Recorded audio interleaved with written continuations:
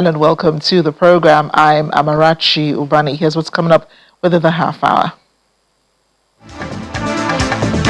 Japan records more than 100 aftershocks since Tuesday's earthquake. France battling relentless Gironde wildfires. Plus,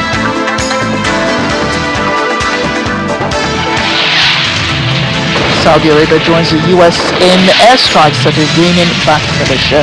Let's begin the world today.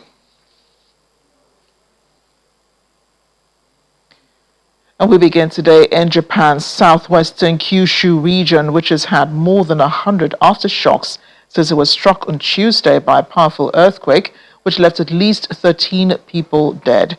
Many others were said to be in cardiac arrest, a term often used in preliminary reports in Japan before a death is officially confirmed. In searing heat, rescue crews are digging through the rubble at a paper factory and a shopping mall in Kumamoto Prefecture looking for trapped survivors. The mall suffered an explosion in the hour after the earthquake. Japanese Prime Minister Sanae Takachi has warned it is truly a race against time to rescue those trapped under the rubble. Thousands are in evacuation centers and many are without power.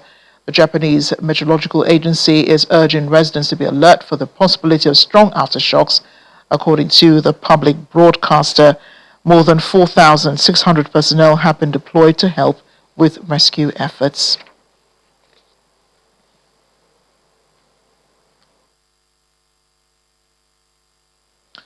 More natural disasters ahead. Spanish authorities have allowed thousands of people evacuated because of wildfires to return to their homes after restrictions were lifted in the areas of Toledo, Madrid, Avila, and Castellón.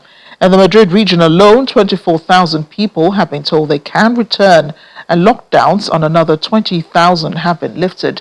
Spain and France are both braced for the start of the fourth heat wave so far this summer, and some fires have continued to burn, including one at Burgondo, 150 kilometers west of Madrid. Meanwhile, the fire at Burgondo in Avila province has already ravaged more than 43,000 hectares and is now considered the largest recorded wildfire in Spanish history. In total this year, more than 207,000 hectares of land have been burned by wildfires in Spain. The Burgondo fire has forced 40,000 people from their homes, and one of the team-directed firefighting operations, Francisco Bolanos, said that while the fire has not moved a centimeter during the night, there were concerns it could reignite because of the higher temperatures, and the focus was on stabilizing perimeter of 180 kilometers. Among those returning to their homes were about 1,000 residents of the towns of Navas del Rey and Chapinera to the west of Madrid, who had been staying in Leganés, a town on the southwest fringe of the capital. We'll cross over, the Spanish Prime Minister Pedro Sanchez has warned the next 12 hours will be critical as firefighters battle those wildfires across the country. He was speaking after visiting the Emergency Command Center near Madrid. Sanchez said 10 forest fires remained active. The linked blazes across Madrid and Avila are under operational situation 3, the highest emergency level in Spain's national civil protection system. It is the first time Spain has declared this level of response to wildfires. He's also urged evacuated residents to rely on official information, warning that false reports were spreading online. In his words, there are beginning to be instances of disinformation and a lack of understanding about why some residents from towns evacuated because of the fires cannot return home. I understand the anxiety, he says, the anguish of the need to return, but I again urge citizens to get their information from official channels and verified media sources.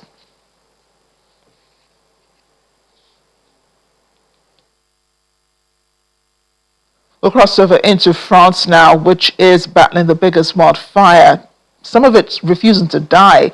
Firefighters warning the smoldering hotspots could erupt again as another heat wave grips Gironde.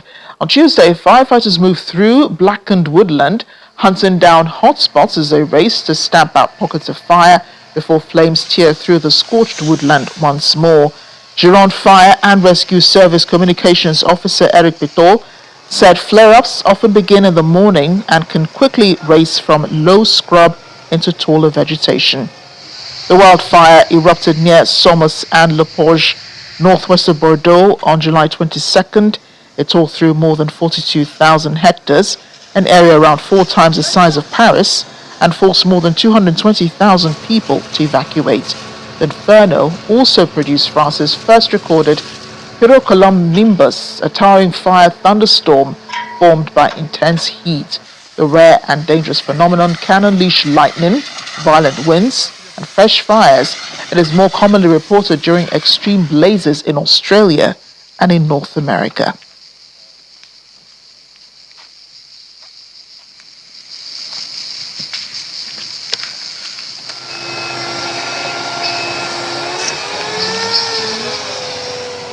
What happening in Iran, Saudi Arabia, and the United States have been carrying out strikes against the Iranian-backed militias in Iraq and the potential escalation of the Middle East conflict. U.S. Central Command said the strikes were against Iran-allied terrorists and the Islamic Revolutionary Guard directed to attack U.S. forces and Saudi energy infrastructure. Iraq's paramilitary Popular Mobilization Forces, which is dominated by Iran-backed Shia militias, said at least 20 of its members had been killed in U.S.-Saudi strikes on its bases.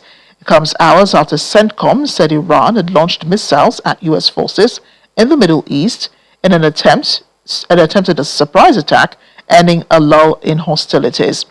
The U.S. said the Iranian attack occurred at 5:45 local time on Tuesday, with all missiles successfully intercepted. The IRGC said it had targeted a U.S. airbase and command center in Jordan in response to its acts of aggression of the American child-killing army. It also said that naval forces had struck their 3 oil tankers in the Strait of Hormuz after they ignored warnings and sailed along what it described as an unsafe and illegal route through the vital Gulf waterway.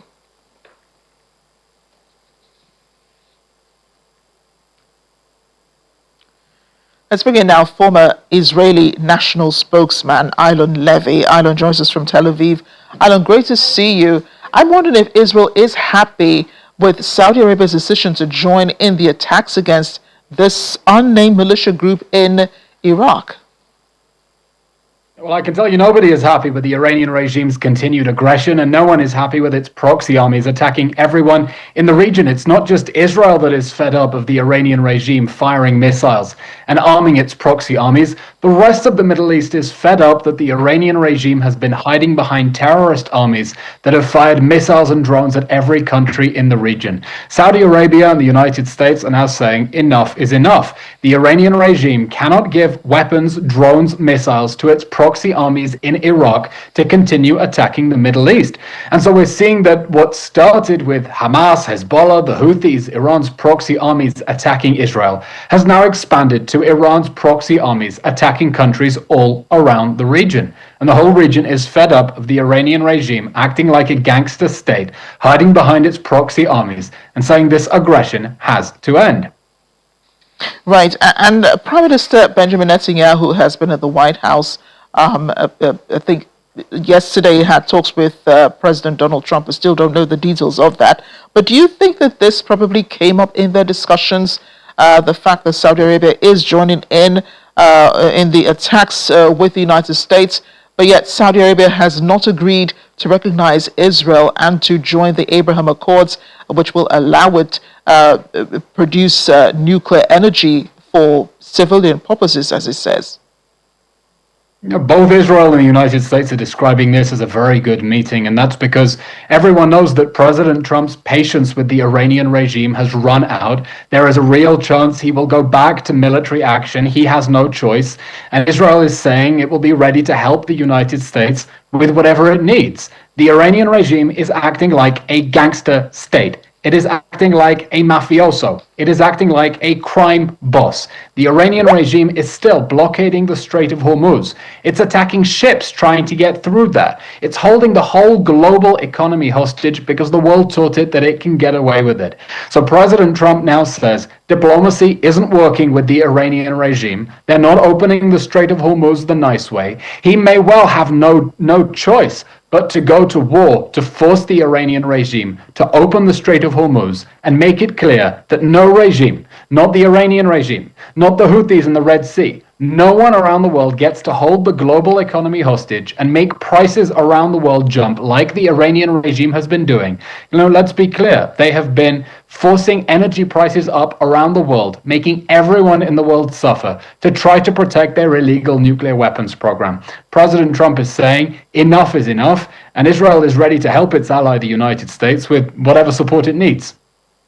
But the United States president did, at some point, did want to impose tariffs, on tolls, beg your pardon, not tariffs, on the Strait of Hormuz, because Iran had also wanted to do the same thing. But now you have U.S. forces attacking ships, Iranian ships, they say, on the Strait of Hormuz, and Iran is retaliating with those blockade in the Strait of Hormuz. But some people are also saying, some analysts saying that there is no blockade in the Strait of Hormuz. Other ships are allowed to go past. So where exactly is the blockade?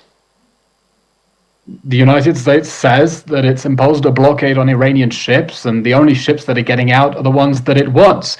The United States is now fighting basically alone to try to reopen the Strait of Hormuz, because when Iran closed the Strait of Hormuz, decided to hold the global economy hostage, most countries turned to America and said, you broke it, you fix it, this is your problem to deal with. And that appeasement of the Iranian regime taught it that it can get away with closing the Strait of Hormuz, and holding the global economy hostage like a mafioso is an effective tactic. So President Trump is now blockading Iranian ships so that they can't sell their oil in order to refill their war machine, to try to force the Iranian regime to open the Strait of Hormuz. They tried diplomacy. The Iranian regime, under the ceasefire, was meant to open the Strait of Hormuz, but instead it continued to shoot at ships. It continued to try to charge money on ships going through. And they've convinced the Americans there is no diplomatic solution with this apocalyptic regime that is willing to make the whole world suffer to protect their nuclear weapons program. And that's why President Trump is saying he's going to strike the Iranians, and he's going to strike them hard. And what does Israel make of Saudi Arabia developing nuclear energy for civilian purposes? President Trump did give them a condition a few days ago. They have to join the Abraham Accords. We've still not heard anything from the Saudi government or the Saudi authorities, but here they are joining the United States in strikes against Iranian-backed militia in Iraq. Yeah. Nuclear enrichment opens a pathway to a nuclear bomb, and that means we would have a nuclear arms race throughout the Middle East. If Saudi Arabia wants nuclear energy, it can import its nuclear fuel like the UAE. That's the safest way to make sure that it doesn't have the technology to develop nuclear weapons. But the whole world should be concerned if Saudi Arabia enriches its own uranium, because that means it has the technology and the expertise necessary to make a nuclear bomb. If Saudi Arabia has that technology, Egypt will want the same. Turkey will want the same. The whole region will be racing to get nuclear enrichment so that they too can develop nuclear bombs. That's why it's really important that President Trump said, not only must Saudi Arabia join the Abraham Accords and make peace with Israel, but there will be no enrichment. And anyone who wants peace and stability in the Middle East needs to make sure that the United States sticks to its promise. Nuclear energy, fantastic. Nuclear enrichment, absolutely not. But does Israel have nuclear? Does Israel have nuclear energy that it probably uses to enrich uranium, possibly for nuclear weapons? Israel believes that the spread of nuclear enrichment technology in the Middle East would be a disaster that would precipitate a nuclear arms race in the region. Right now, the United States is trying to stop the Iranian regime from enriching its own uranium. And we saw the same happen with North Korea as well. What started with nuclear enrichment on the claim that it was just energy ended up with a nuclear weapons program. Iran had nuclear enrichment, ended up as a nuclear weapons program. So that's why the United States has what it calls the gold standard. Countries that want nuclear energy are welcome to have it, but they have to import that nuclear fuel into their reactors. They cannot enrich their own uranium because we don't want to see nuclear weapons spreading in the Middle East. So are you saying Israel does not have nuclear weapons? There are foreign reports. I haven't seen them with my own eyes. No one's confirmed it. Alan, thanks again for joining us on The World Today. Thank you. Still ahead on the program.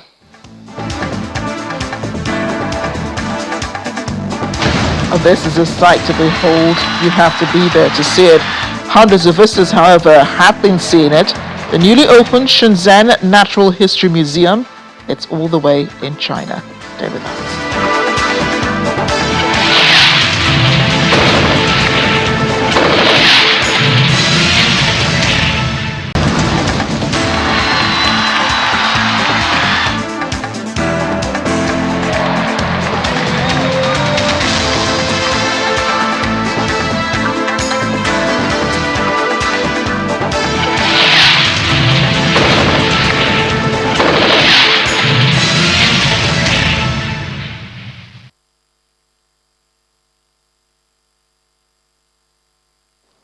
Welcome back to the program. Now to Germany, where pressure is mounting on security and justice authorities after an Islamist extremist carried out a car attack at an event over the weekend, killing one person and injuring several others. The country is now grappling with how a radicalized individual, already known to police as a potential threat, was able to carry out such a deadly attack. For more now, let's talk to Thomas Sparrow, correspondent with our partners DW in Berlin. Thomas, great to see you. What details do we know about the alleged attacker's motivation? There are lots of questions here about how this attack could happen here at Berlin's Pride celebration, specifically because the main suspect, known here as Abdul B, a 21-year-old German of Lebanese roots, was actually well known to the authorities. He had a criminal record. Authorities knew that he had intended to join the so-called Islamic State. He was actually detained in Lebanon, returned to Germany, and he was given a suspended sentence here in Berlin, which essentially meant that he was able to go free on parole. And that's at the center of the debate here. How could authorities, specifically knowing that this man was an extremist, that this man had a criminal record, that this man was potentially dangerous, how did they actually let him go free? This is something that is also generating a lot of discussions here in Germany about what potential consequences there must be after this deadly attack. One woman died, nearly 30 were injured. And the most recent detail to come out was the fact that in the vehicle that was used, the man had actually left a video in which he pledged alliance to the so-called Islamic State. So shocking. What are authorities planning to do about this to change the things after the deadly attack, Thomas? Definitely, because Germany has been here before. You may remember that in 2016, also here in Berlin, there was another car ramming incident, an attack at one of Germany's most important Christmas market. That was in 2016 in December, and the attacker there, called Anis Amri, was also known to authorities. The headlines back then were eerily familiar today. How could this happen? Why didn't Germany prevent this from happening? So there are calls that are growing louder and louder for authorities to actually do something, change something, modify something. There are 3 points that are under discussion. One is to change juvenile law, because the main suspect in this attack had actually been tried under juvenile law. He was 21 years old. So the main proposal there is for authorities, specifically with people they consider to be potentially dangerous, to not be tried under juvenile law. Second, to increase the use of ankle tags. That's something that may be more common in other countries, not so common here in Germany. That's something that the government definitely wants to increase. And the third one is focusing more and more on these so-called potentially dangerous people. There are around 400 of them here in Germany. 155 of them, according to authorities, are roaming free. So this is something that is obviously a matter of concern for many here in Germany. It will be a concern for anyone. How could this debate impact Germany's government politically, Thomas? It could impact Germany's government politically, because there are very important regional elections coming up in September in the eastern part of the country, where the far-right party, the AfD, is particularly strong. In fact, they are leading there in the polls. They're also leading in the polls nationally. Nationally, they are the main opposition party, and they have gained support in recent years, specifically pledging for a stricter stance on migration and a stricter stance on security. And they are tapping into this debate right now by saying that it was a failure from the German state, that it was a failure from the German government. So this could actually increase their support leading to those very important regional elections in September. So that's why also, if you look at what the government is trying to do, there's a sense of urgency when it comes to implementing, or at least presenting, new ideas, new changes to the German law system so that these attacks can be prevented more and more. Because another element that is worth mentioning is a very increased focus on prevention. That is something that the German authorities also want to focus on. Thanks again, Thomas, for bringing this to light. In other news now, the language of India's young, perpetually online population has finally reached one of its oldest institutions, days after youth-led protest movement forced the resignation of Education Minister Dharmendra Pradhan. India's parliament found itself speaking the protesters' language. The Lulu, Fomo, clock it. Until recently, those words belonged to Instagram comment sections, group chats, and meme pages. But on Tuesday, they echoed across the Lok Sabha, the lower house of parliament, instead, as MPs debated a new anti-exam leak bill introduced by the government after weeks of protests led to the Cockroach Janta Party. Gen Z slang flew freely through the chamber. Shiv Sena Party's Shinkrant Shinde accused the opposition of being Mia, that's missing in action, gripped by FOMO, or the fear of missing out, before eventually becoming Delulu, he said. That's Gen Z shorthand for detached from reality.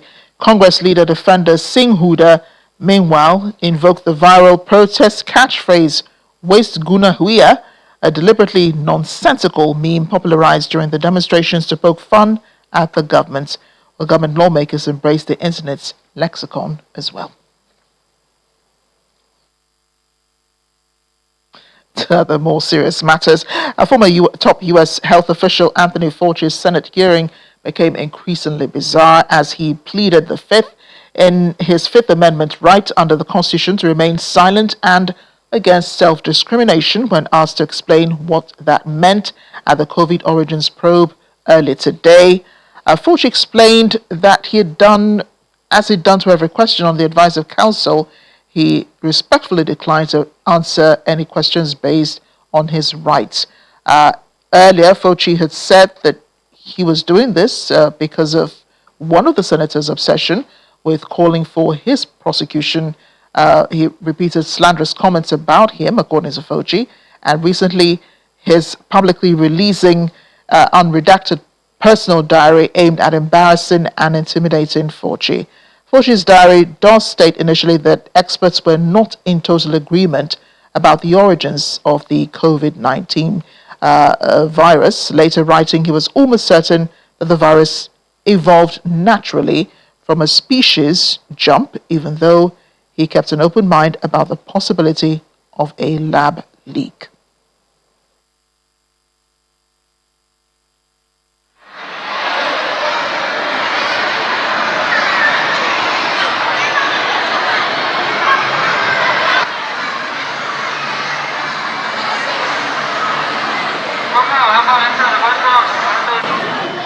Well, they look real. At least you can touch them, I think. Or no, because it's a museum. Hundreds of visitors poured into the newly opened Shenzhen Natural History Museum as South China's largest comprehensive natural history museum welcomed the public for the first time. While crowds explored the vast exhibition halls filled with towering dinosaur skeletons, preserved animal specimens, space exhibits, and immersive digital displays, families used augmented reality screens, examined fossils, and posted photographs beside dinosaur models. Spanning more than 100,000 square meters, the museum combines scientific research, exhibitions, and public education under one roof.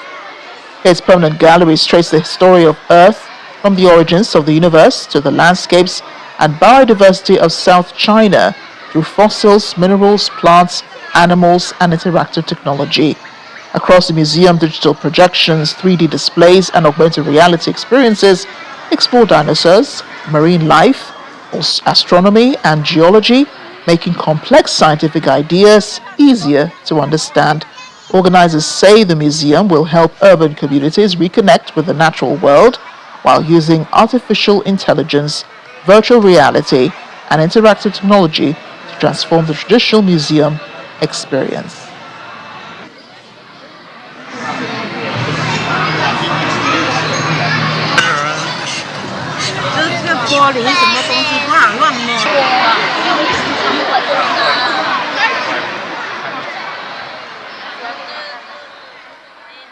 Well, I imagine it was really educative. Imagine all of those things just at, arm's length. You could really touch them or just experience them. Thanks for watching The World Today. I'm Amarachi Ubani.